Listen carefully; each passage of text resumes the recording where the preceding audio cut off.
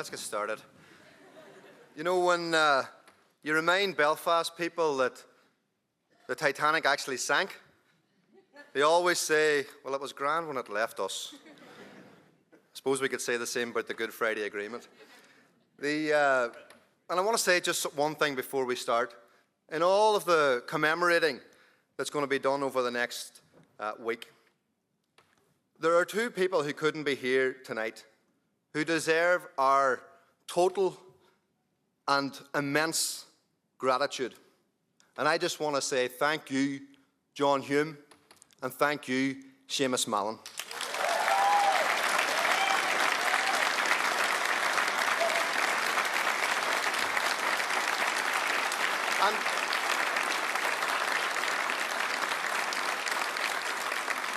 And why did they do it? They did it because of these people right here. They did it because of this generation, because they wanted to give them a different kind of future than the past they had. And we're all very glad and very proud of all of that work. Conference, we gather here tonight at a moment of immense challenge and change. Fond memories of commemoration and achievement find themselves clashing uncomfortably with the rawness of our current political failure. 20 years after the Good Friday Agreement, our politics finds itself in a very bad place. Even though this party didn't collude in that failure, we are all paying the price. And there's no point in dressing it up. Any attempt to do so would be fundamentally dishonest. Having been left without a government, left without power, left without a voice on Brexit, the very least people deserve is the truth. It would be easy for me to rehearse and repeat tonight how that failure has come to pass, to add more layers and language to the blame game, a blame game that relentlessly soaks up our communal political energy. It would probably begin with wood pellet boilers, with references to crocodiles, yogurts, loaves of bread, and even bolt cutters. It would glide along a bizarre timeline of moving deadlines and meaningless milestones. It would probably mention red lines that once shone bright, only to fade away in the private rooms of negotiation. And it would end with a deal that crossed the finish line, only to be walked back again in the presence of two governments. Conference, though it might be tempting to give that speech, the truth is that it won't get us anywhere. Northern Ireland doesn't need another speech that sets off another war of words, and I don't think you want to hear it either. You've been hearing it for well over a year. Since the collapse of our institutions, plenty of water has passed under the broken bridge of our politics. But whether it was last year or right now, the divisive and destructive tone on our radios and on our TV screens remains the very, very same. So tonight, I'm deliberately going to do something very different.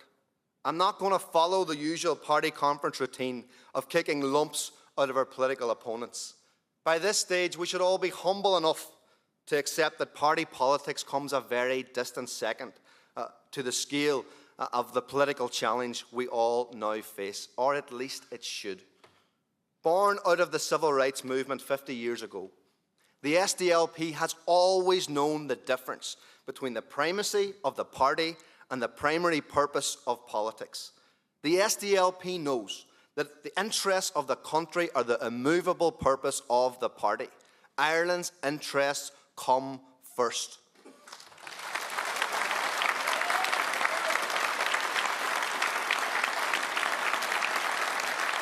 That's what marks out our MLAs, our councillors, and all of you, our members and supporters. In these challenging times for our island, that remains a quality to be cherished, and let no one tell you any different. There has been plenty of talk in the last few days, so let me say this. The Ireland that Hume imagined has come to pass, an Ireland at peace with itself and free to decide its own destiny. The next phase of politics will be one centred on the Ireland we now choose to build, having been given that very powerful inheritance. It will be driven by the understanding that a fractured Ireland will always be an Ireland in waiting. And in terms of realignment, the future this party collectively decides on will be driven by that primary purpose. I have been clear. We are up for those challenging conversations, and we are up for the challenge of changing. In the time ahead, we will be true to ourselves and true to each other. But let me also be clear. Those values, that politics, and that movement for reconciliation will always, always endure. None of those values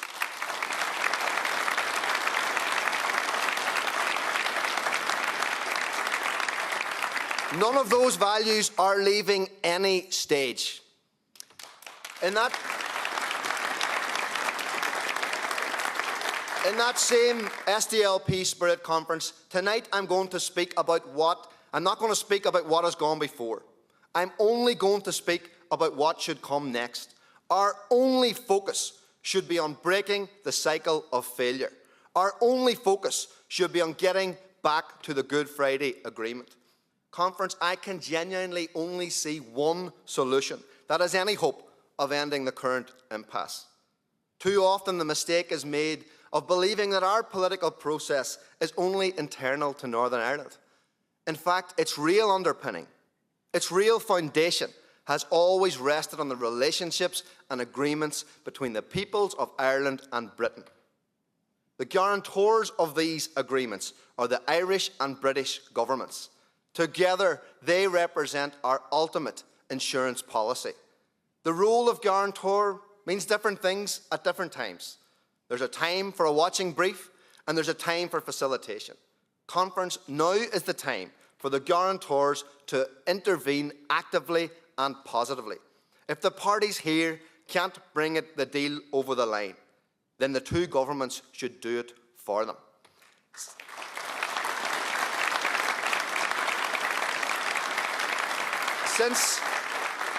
Since the collapse of the talks, I have been calling on the Irish and British governments as part of the Intergovernmental Conference to agree a package of legislation. I believe that package should include much of February's draft accommodation. There will be legislation for Act na Gaeilge and an Ulster Scots Act. Once and for all, it's time to depoliticise the richness of our languages, which belong to all of us.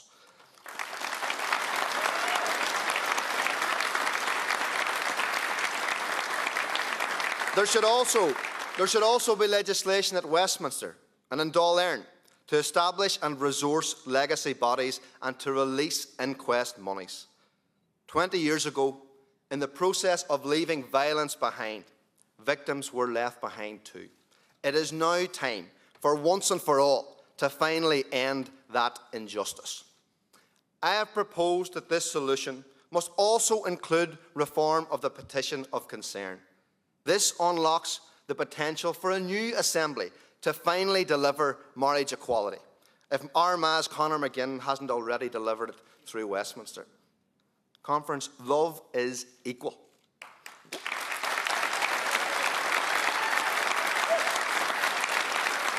Love is equal. Whether that love is expressed in Dublin, London, or here in Belfast, and whichever method it takes, let's finally get it done. Reform of the Petition of Concern will also help us resolve future difficulties, particularly in the context of Brexit.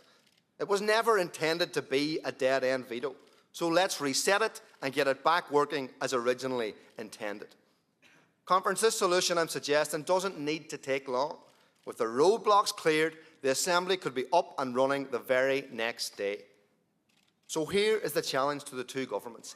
Clear the decks of disagreement and then challenge us all to get back to work. Over recent weeks, I have been genuinely pleased that some other political parties have more or less come to adopt these same proposals. And they've even presented them as their own. I suppose some things never change. But this party has always been happy to say it first and to get there first. But we'll be even happier if our solutions end up being implemented. Ultimately, for us, that's all that matters. We all know that reaching this solution and bringing back our institutions will require an overdue investment of political courage. The reluctance of the British government to constructively engage is often explained by the precarious arithmetic it faces at Westminster. And that may very well be true. But there is another hesitance which needs to be highlighted and confronted. The strong suspicion exists that both governments are reluctant to engage too heavily in the smaller skirmishes of Northern Ireland until the bigger battle and the bigger negotiation of Brexit is resolved. Conference, we cannot be left without a government installment simply because the wider political context is awkward for the British and Irish governments. The continued absence of a government, the absence of decisions and directions, comes with a big cost. It means passively accepting the lowest economic growth on these islands.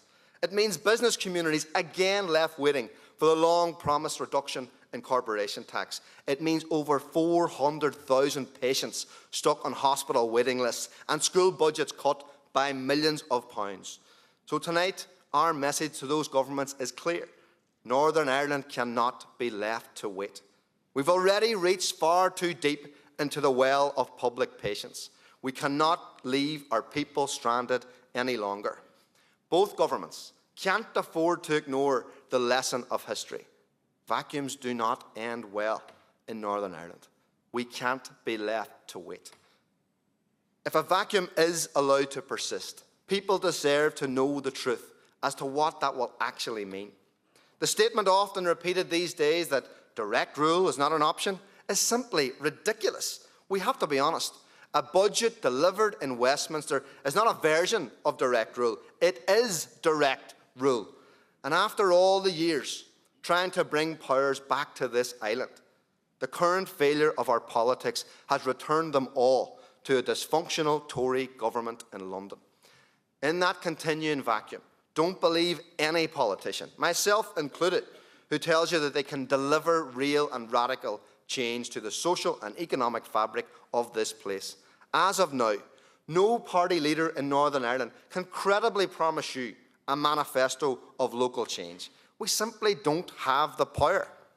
To borrow a phrase, until we collectively take back control of our own affairs, we will be left unable to shape the political change that is so badly needed. It's just one more reason why we can't be left to wait any longer. Conference, having set out that roadmap for the return of local government, I do want to add a note of caution and realism.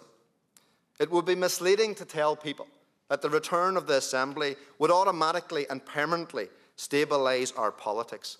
I think people intuitively know that there is a rocky political road ahead, and they understand that old certainties are no more.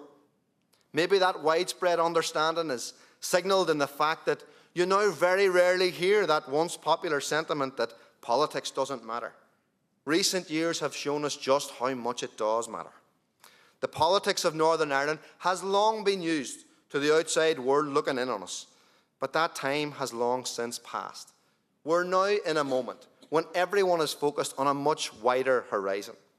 I think a lot of the frustration and the restlessness of our people stems from the aching sense that the narrowness of our local politics is so at odds with the broadness of the political challenge we face. People instinctively know that the coming years will raise deeper and more fundamental questions, many of which will sit outside the boundaries of local devolution. On both our islands, every aspect of our modern accommodation will face change: economic, social, and yes, constitutional. As I deliberately set out the huge scope of that coming change, I know there are many who genuinely wish that some calm and certainty would return to public life. It is a very natural longing, and I understand it. After so much political instability, many wish that things would just settle down for a while.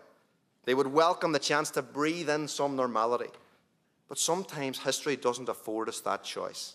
It would be wrong to manufacture certainty where none exists. There is nothing inevitable in time ahead, but change is undoubtedly coming. Conference, the driving catalyst for that change and the instability comes from the decision of the people of Britain to leave the European Union. And let me tell you, Northern Ireland did not consent to that change. Nevertheless, we must deal with it and deal with its consequences. Brexit is now the ever-shifting water table beneath our feet. It is unsettling all of the political ground which rests upon it. No one should be in any doubt. The instability of Brexit and the instability faced by the institutions of the Good Friday Agreement are inextricably linked. The intense media focus on Brexit has tempted many people to switch off. But we shouldn't allow ourselves to lose perspective in terms of its true economic threat. The opening shots of a trade war between the US and China already threaten the beginning of an era of global protectionism. What has begun with steel and aluminium could soon escalate. There is no knowing how long that global context will last. This is the first protectionist American president in several generations. The president might change, hopefully he will, but there is no guarantee that the protectionism will go with him. And as we know nowadays, the local is never immune to the global. The recent example at the nearby Bombardier factory is a telling reminder of the precarious environment those global economic power plays place our workers in. Thankfully, those jobs in Bombardier were secured. But we're gambling with the futures of working families if we're betting that outside of the European Union, every trade dispute will end favourably. In that volatile global context, the shelter and security provided by the European single market doesn't just look like economic sense, it becomes an economic necessity. A hard border in Ireland threatens many of our industries. It threatens to position us as a permanent economic backwater. This is particularly true for communities west of the Ban and along the border. Communities already disgracefully neglected. And no one knows this better than our newly selected West Tyrone candidate, our own man from Strabane, Daniel McCrossan.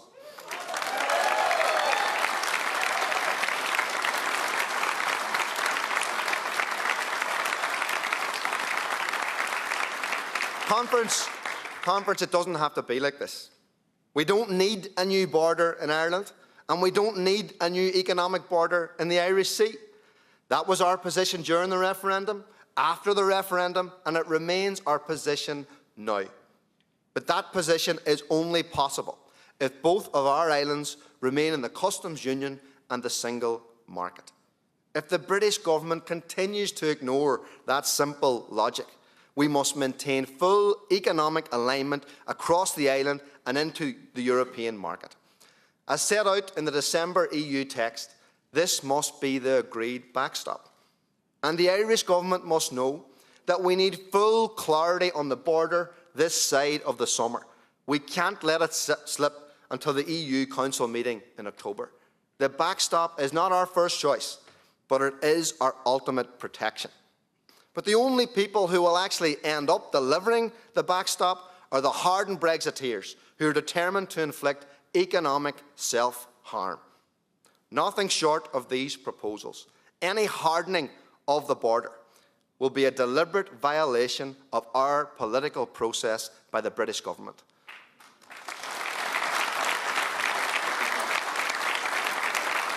And let me say this to them. You have no right. In Northern Ireland, the Good Friday Agreement is sovereign, and that agreement belongs to the people of Ireland. We are the only people with the right to change it. And there are increasing numbers of politicians on both islands carelessly queuing up to rip it apart. Well, we cannot and we will not allow it.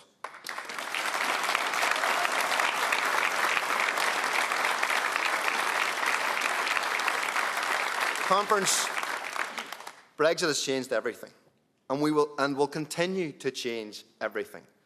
People across this island are speaking openly about that change in common concern and anticipation of what political future is to come. As we approach the centenary of partition, a triumph for some and a tragedy for others, meaningful reconciliation between the peoples of this island must remain our top priority. A new and reconciled Ireland will only ever be built by fully recognising the changing Ireland of today. For young people especially, the picture of their world is no longer reflected in the murals of our past. Old political certainties and old majorities are no more.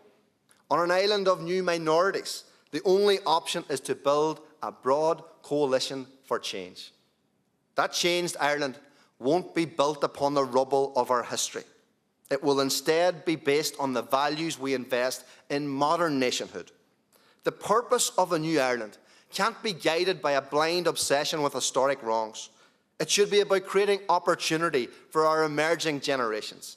That means an all-Ireland health service free at the point of delivery, a new Ireland that seeks to reach energy independence by 2050, an Ireland where family farms can survive as part of a thriving agri-food sector, an Ireland that gives power and place to all of its rich traditions, an Ireland that ends the disgrace of homelessness and is proud to provide for the most vulnerable, an Ireland of enterprise where jobs and opportunities exist across the entire island and are not just concentrated on the eastern seaboard, a new Ireland capable of delivering prosperity and fairness for all. But we will only succeed in reaching that new Ireland if we first provide it with definition and detail. To do this, we believe now is the right moment to re-establish the New Ireland Forum. No one party can shape that New Ireland, and all of us must have an investment in it. The New Ireland Forum is the best way to produce that blueprint and that plan, and no referendum should be called until that work is done. I am all too aware the talk of a new Ireland risks sending some in this community to the hills, and I am very sensitive to that fact. But I also know that unionism is not limited to nor defined by the politics of Arlene Foster. Too often uniformity is painted on to this society where none exists. There are many within the unionist community who are willing to engage and who are willing to explore new possibilities. I always think that one of the most remarkable moments in our modern politics came just before Ian Paisley finally crossed the Rubicon and embraced power sharing. Not fond of quoting him, but standing outside the door of Downing Street, Paisley recognised that the time to take it is when the tide is running. There's a tide in the affairs of man, taken at a flood, and I think the tide is running in people's minds and hearts. It was a moment of acknowledgement that a changing context needs a changed political response. It was a moment of true leadership, a leadership that is badly needed now. Unionism has nothing to fear from a conversation based on persuasion and consent. And we all have a duty to tell our unionist neighbours, you belong to this place every bit as much as I do. Therefore, you have the same right to shape the future of this island.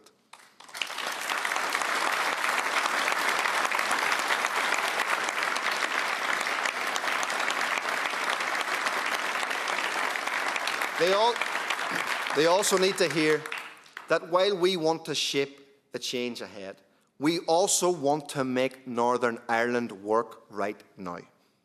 My appeal to unionism is this: don't avoid that future and don't stay silent on it. You try to convince us of your vision and we'll try to convince you of ours.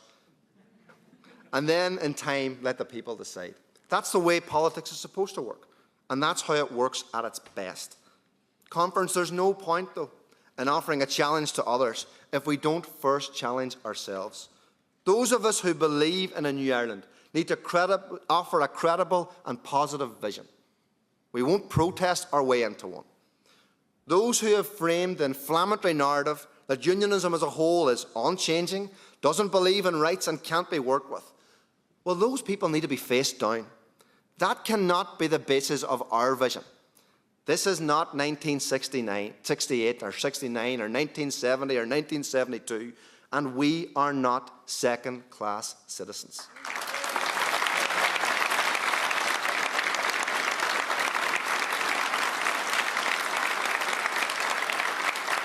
I, for one, am tired of hearing that argument. We diminish ourselves by its repetition, and we diminish the progress which has been secured by previous generations.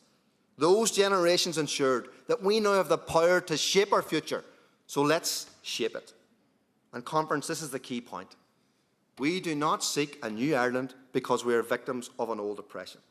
We seek a new Ireland because it offers opportunity for all. That is the only basis through which it will come to pass.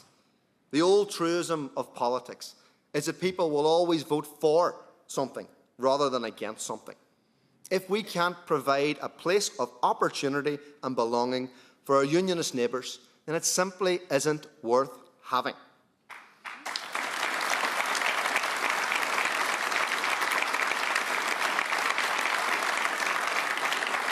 Conference, for over a year now, politics has been locked in a cycle of frustration and failure. But we should never give up hope, because history tells us that cycles are there to be broken. We know this because 20 years ago, the Good Friday Agreement broke the cycle of conflict which had cast a shadow upon the Irish and British relationship for 800 years. Now is not the moment to give up on that agreement. It's the moment to fully embrace it. And as change engulfs our islands, the three strands of relationships at its very heart haven't dated. They have truly come of age. If Good Friday 20 years ago was the final destination for slow learners, let us not allow it to become and fall victim to fast wreckers. The choice remains the same. The Irish and British peoples across this island can retreat from each other, or we can choose again to work, live and govern together. And in time, when we are forced to look history full in the eye, let us not say that we narrowed our minds and thus narrowed our horizon. Let us instead say that we acted with courage, generosity and vision. Let us say that we built a new politics, and let us say that we built a new Ireland. Thank you very much.